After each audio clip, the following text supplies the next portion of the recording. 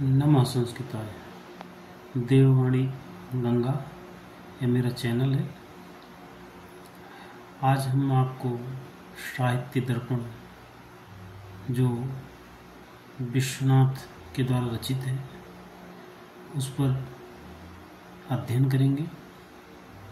साहित्य दर्पण आचार्य विश्वनाथ की एक काव्य शास्त्रीय रचना है जिसमें उन्होंने काव्य के विषय में बताया है कि काव्य हम क्यों लिखें या काव्य हम क्यों पढ़ें, काव्य का प्रयोजन क्या है, काव्य का लक्षण कैसे होता है, काव्य में किन किन चीज़ों की आवश्यकताएं पड़ती हैं, काव्य में रीतियाँ कैसी होनी चाहिए, काव्य में रस कैसे होना चाहिए, काव्य का गुण क्या होना चाहिए, काव्य में दोष क्या होता है, काव्य में अलंकार क्या होता है।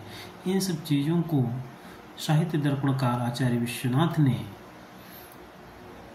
काव्य प्रकाश के रचनाकार आचार्य मम्मट के जो रचना है काव्य प्रकाश, उसमें उस पर बहुत बढ़िया ढंग से शोध किया, उसका अध्ययन किया और उस कई आचार्यों के विषय में जैसे आनंदवर्धन हुए, भामा हुए, कुंतक हुए, इन सभी के विषयों में गहन अध्ययन करने के बाद इन्होंने अपना निष्कर्ष निकाला कि काव्य का स्वरूप कैसा होना चाहिए, काव्य का लक्षण क्या होना चाहिए, काव्य का प्रयोजन क्या है। इन सब चीज़ों को जो है साहित्य दर्पणकार ने आचार्य विश्वनाथ ने अपने रचना साहित्य दर्पण में बहुत ही बढ़िया ढंग से वर्णित किया है, जो 10 परिच्छेदों में है, विभक्त है।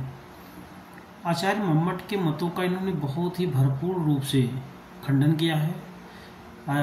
जो काव्य प्रकाश 10 उल्लास में है उसी तरीके इन्होंने साहित्य दर्पण को 10 परिच्छेदों में विभक्त किया। तो प्रथम परिच्छेद पहले हम अध्ययन करेंगे। प्रथम परिच्छेद में इन्होंने काव्य का स्वरूप निरूपित किया है। संस्कृत साहित्य में जो भी रचनाकार हुए हैं, सबसे पहले उन्होंने अपने रचना को लिखने से पहले मंगलाचरण, जो काव्य को लिखने के लिए पहले उस ईश्वर आदि की वंदना करते हैं, गुरु आदि की वंदना करते हैं, उसे हम मंगलाचरण के रूप में वर्णित करते हैं। तो मंगलाचरण के लिए इसलिए करते थे ताकि हमारा ग्रंथ जो है बहुत ही अच्छे ढंग से परिपूर्ण रूप से पूरा हो सके, उसमें किसी प्रकार की कमियां आदि ना आए। तो उसी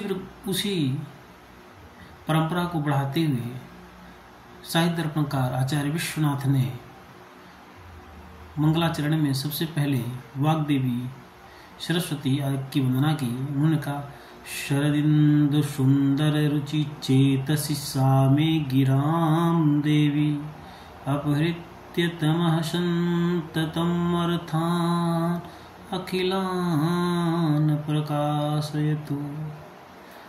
शरद इंदु सुंदर सा मे गिरां देवी, सा मतलब वह, मैं माने मेरी, गिराम देवी माने बाड़ी की देवी। क्या करें, वह बाड़ी की देवी में चेतस, मेरे चित्त के अंदर यानी मेरे मन में, मेरे हृदय में, मेरे चित्त में अपहृत तमा, जो भी अंधकार है, अज्ञान है, उसको अपहृत माने दूर कर दे, आकर्षित कर ले, अपनी तरफ की हमसे हटा दें। और क्या करें, संततम, संततम मतलब निरंतर, निरंतर लगातार, अर्थान, अर्थों से, अर्थान अखिलान प्रकाशित, वह वाणी की देवी जो है मेरे चित्त के अंदर जो भी अंधकार है उसको दूर करके संपूर्ण अर्थों से युक्त प्रकाशमान ज्ञान को निरंतर हमारे अंतःहृदय में, हमारे मन में उसको प्रकटित करें। शरद इंदु सुंदर, और वह वाणी की देवी है कैसी, शरद इंदु सुंदर, शरद ऋतु के समान के समान, वह प्रकाश कैसा हो, तमः अपहृत, जब अंधकार को दूर करेंगे तो संततम अर्थान अखिलान प्रकाशित, जो निरंतर अर्थों से युक्त प्रकाश को प्रकाशित करेंगे, वह प्रकाश कैसा है कि शरद इंदु सुंदर रुचित से, शरद ऋतु के चंद्रमा के समान सुंदर चित्त में, मेरे चित्त में वह वाणी की देवी अपहृतमा अंधकार को हरण करके दूर करके निरंतर अर्थों को प्रकाशित करें। शरद कहने का तात्पर्य है विश्वनाथ का, जैसे शरद चंद्र की कांति से भी बड़ी बड़ी कांति वाली वह त्रिभुवन वंदिता वाग्देवी सरस्वती हमारे हृदय का अज्ञान अंधकार दूर करती है और उनमें समस्त अर्थ तत्वों को अवभाषित करती रहे। संपूर्ण रूप से निचोड़ करके कहा जा सकता है कि विश्वनाथ का कहना है कि मेरे अंदर जो भी मेरे चित्त में विकार हैं, अंधकार हैं, उनको दूर करके उसमें वह जो है ज्ञान के भंडार को भर दें। और गिरान देवी वाणी की देवी जो है उनकी विशेषता है कि वह शरद इंदु शरदकालीन चंद्रमा के समान सुंदर है। ऐसी सरस्वती देवी जो शरदकालीन चंद्रमा के समान सुंदर हैं, वह वाणी की देवी मेरे अंदर जो अंधकार है उसको दूर करके, मेरे चित्त में जो अंधकार है उसे दूर करके उसमें निरंतर अर्थों से युक्त प्रकाश को हमारे चित्त में प्रकाशित करें। तो यह था उनका मंगलाचरण। काव्य के प्रारंभ में जो मंगलाचरण होना चाहिए था उसको जो है उन्होंने प्रयोग किया। अब इसके बाद वो कह रहे हैं कि काव्य का प्रयोजन क्या है, हम काव्य क्यों लिखें, काव्य क्यों पढ़ें, काव्य क्यों सुने। तो आचार्य मम्मट ने काव्य के 6 प्रयोजन बताए। काव्यम यस्य अर्थकृते व्यवहार विदे सद्य परिनिवृत्ते शिवेतर्क्षते कांता सम्मित उपदेश युजे। कि मम्मट ने बताया कि काव्य यश के लिए है, काव्य अर्थ के लिए है, काव्य व्यवहार विधि व्यवहार को जानने के लिए है, काव्य शिवेतर कल्याण करने के लिए है, काव्य तुरंत आनंद प्रदान करने के लिए है, और काव्य जो है कांता यानी पत्नी के समान उपदेश के तरह होता है। यह मम्मट का कहना था कि काव्य अगर हम करते हैं, जैसे कालिदास आदि काव्य को लिखा तो उन्होंने यश आदि को प्राप्त किया। धावक आदि कवियों ने जो है हर्ष आदि राजाओं के यहाँ काव्य लिख को प्रस्तुत किए तो उन्हें धन की प्राप्ति हुई, अर्थ की प्राप्ति हुई। व्यवहार विधि काव्य को पढ़ने से हमें पता चलता है जैसे रावण आदि के साथ कैसा व्यवहार करना चाहिए, राम आदि ने कैसा व्यवहार किया। इस तरीके हम काव्य के विषय से काव्य के पढ़ने से हम जान सकते हैं कि राम ने अपने पिता के प्रति कैसा व्यवहार किया, अपने भाई के साथ कैसा व्यवहार किया। यह चीज़ें जो है हमें काव्य के ही द्वारा जानती हैं। और शिवेतर से काव्य जैसे महाकवि बाणभट्ट और उनके साले ने जैसे चंडी शतक लिख करके बाणभट्ट ने अपनी रुग्णता को दूर किया, और मयूर भट्ट ने सूर्य शतक लिख करके अपना दुख दूर किया। सद्य परिनिवृत्ते जो काव्य का संपूर्ण आधार है कि यह तुरंत आनंद की प्रदान करता है। काव्य में चाहे करुण रस हो, चाहे हास्य रस हो, चाहे वीर रस हो, किसी प्रकार का भी रस होने पर भी, जैसे करुण रस का हम उदाहरण इसलिए देते हैं कि ये करुण रस पढ़ने से हमें आनंद की अनुभूति का मतलब यह नहीं कि आनंद की अनुभूति का मतलब है कि हम चाहे हमारे अश्रु भी आ जाए। काव्य को पढ़ने से हमें अश्रु की उत्पत्ति भी होती है, तो वह भी कहा जा सकता है काव्य से आनंद की प्राप्ति हो रही। क्योंकि अगर हम उत्तर रामचरितम का 3य अंक पढ़ते हैं, भावाविभोर भी हो सकते हैं, तो उत्तर रामचरितम 3य अंक पढ़ने के बाद हम यही कहते हैं कि भवभूति ने बहुत ही बढ़िया नाटक लिखा है। अभिज्ञान शाकुंतलम चतुर्थंग विदाई का अंक पढ़ने के बाद यह भी कहते हैं कि अभिज्ञान शाकुंतलम संस्कृत साहित्य की सर्वोत्कृष्ट रचना है। अभिज्ञान शाकुंतलम संस्कृत साहित्य की सर्वोत्कृष्ट कालिदास की रचना, ऐसा हम मानने लगते हैं। और कांता सम्मित उपदेश जो मम्मट कह रहे हैं कि काव्य जैसे एक पत्नी जो है अपने पति के साथ अच्छे ढंग से व्यवहार करती है, वार्तालाप करती है, उसी तरीके यह उपदेश देने का काम करती है। इसके इतर होकर के आचार्य विश्वनाथ ने उनके मतों का खंडन करते हुए कहा कि काव्य जो है, काव्य का प्रयोजन है चतुर्वर्ग फल प्राप्ति। चतुर्वर्ग फल प्राप्ति, चतुर्वर्ग फल प्राप्ति। चतुर्वर्ग क्या है? चतुर्वर्ग धर्म अर्थ काम मोक्ष। इनको चतुर्वर्ग फल प्राप्ति होती है। अगर हम काव्य पढ़ते हैं तो हमें, या काव्य हम लिखते हैं तो हमें चारों तत्वों जो पुरुषार्थ बताए गए हैं, धर्म अर्थ काम मोक्ष, उन वर्गों की के फलों की प्राप्ति, वर्ग प्राप्त होना, वर्ग के फल की प्राप्ति होती है। और सुखाद अल्पधियाम अपि, और बड़ी ही सुखाद, विश्वनाथ का कहना है कि जो चतुर्वर्ग की फल की प्राप्ति है सुखाद व सुखपूर्वक होती है। अल्पधियाम अपि, थोड़ी बुद्धि लगाने पर भी वह जो है चतुर्वर्ग की फल प्राप्ति हो जाती है। काव्यास देव यतस्तेन तत्स्वरूपों निरूपते, जो काव्य के द्वारा ही प्रेरित होती है उसके स्वरूप का हम निरूपण करते हैं। नहीं, काव्य है क्या, काव्य कहते किसे हैं?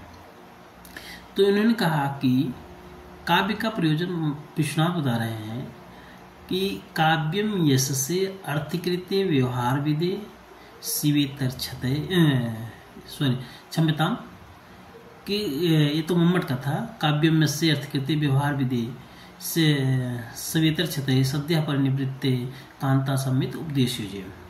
जबकि इसके इतर जो है विश्वनाथ ने कहा कि जो काव्य का प्रयोजन है चतुर्वर्ग फल प्राप्ति है, चारों वर्गों को फल प्राप्ति हो जाती है, धर्म अर्थ काम मोक्ष।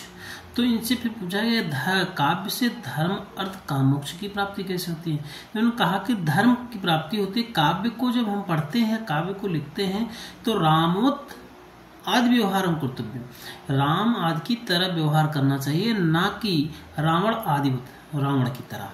जैसे रावण ने पर स्त्री का हरण किया, ऐसा व्यवहार ना करें। यह हमें जो है काव्य के द्वारा ही पता चलता है, काव्य से ही हमें इसका ज्ञान होता है। और हमें दूसरों के प्रति कैसा व्यवहार करना चाहिए, किसके साथ कैसे रहना चाहिए, किस पर हमें दया करनी चाहिए, इन सब चीज़ों को हम काव्य के ही द्वारा जानते हैं। विश्व शर्मा का अगर हम पंचतंत्र पढ़ते हैं तो उसमें विद्या के विषय में बहुत बढ़िया बताया गया है, दूसरों के प्रति में कैसा व्यवहार करना चाहिए। महाभारत आज पढ़ते हैं, हमें जो है एक नारी के प्रति कैसा व्यवहार करना चाहिए। अगर हम नारी के प्रति या स्त्री के प्रति या किसी भी व्यक्ति के प्रति हम अच्छा आचरण करते हैं तो हमारा यह धर्म का आचरण होता है। फिर कहा गया एक अर्थ के अर्थ, तो विश्वनाथ ने बताया कि अर्थ प्रत्यक्षम सिद्धम, अर्थ तो प्रत्यक्ष रूप से सिद्ध है कि जब हम काव्य को लिखेंगे तो अवश्य रूप से हमें अर्थ की प्राप्ति होगी।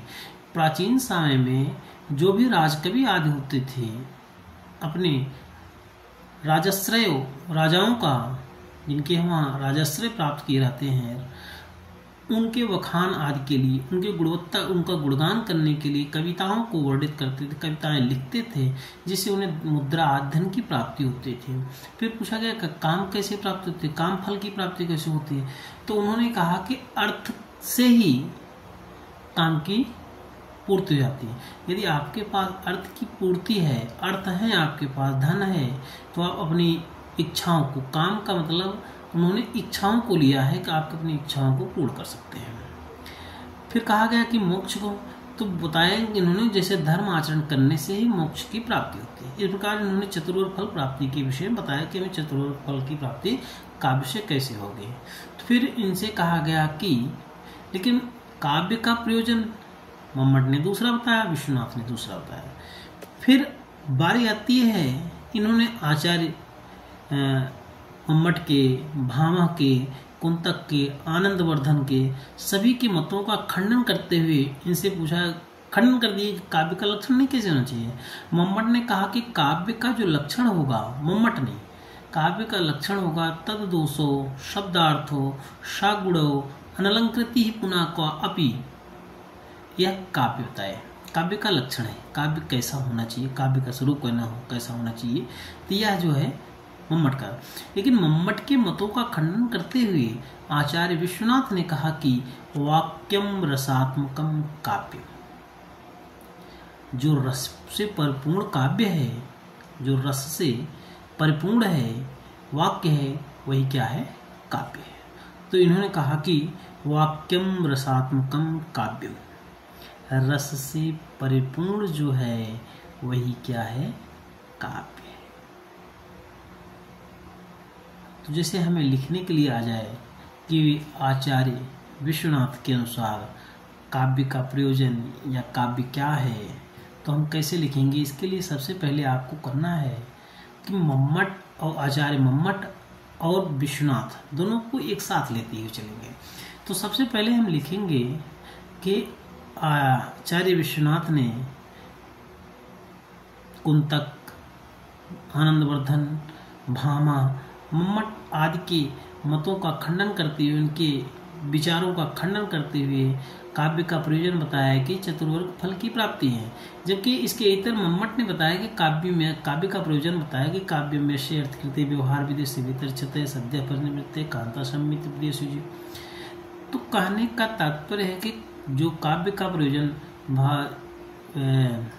आचार्य विश्वनाथ बता रहे हैं कि चतुर्वर्ग की फल की प्राप्ति है। चतुर्वर्ग की फल की प्राप्ति कैसे होगी, तो पहला है पक्ष, इन्होंने चतुर्वर्ग फल प्राप्ति बताया धर्म, अर्थ, काम, मोक्ष।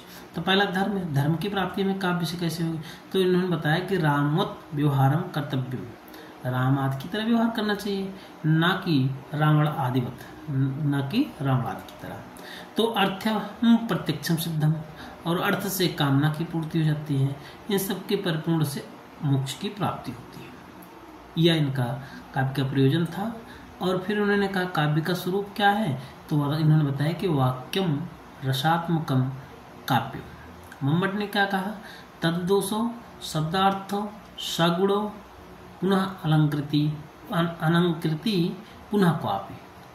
तद्दोषो शब्दार्थो सगुणो अनलंकृति पुनः क्वापि। वह कहने का तात्पर्य मम्मट का था, तत्मतलब काव्य अदोषो दोष रहित हो, सगुणो गुणों से युक्त हो, अनलंकृति पुनः को, कहीं के अलंकार का प्रस्फुटन न होने पर भी वह काव्य ही रहता है, उससे काव्य की हानि नहीं होती, काव्य तो उसका जाता नहीं है। इसलिए काव्य के जो लक्षण मम्मट ने बताया, जब देखिए जब तक हम दोनों को साथ नहीं पढ़ेंगे, मम्मट और विश्वनाथ को, तब तक हम अच्छी तरीके से अकेले किसी को नहीं समझ सकते हैं। इसलिए मम्मट और विश्वनाथ को हमें दोनों को साथ पढ़ना है। जबकि BA द्वितीय वर्ष में आपके पाठ्यक्रम में केवल साहित्य दर्पण ही है, लेकिन हमें काव्य प्रकाश के साथ साथ साहित्य दर्पण के साथ साथ काव्य प्रकाश को भी पढ़ना है, ताकि हमें लिखने में भी आसानी हो, समझने में भी आसानी हो। आज के लिए इतना ही। नमः संस्कृताय।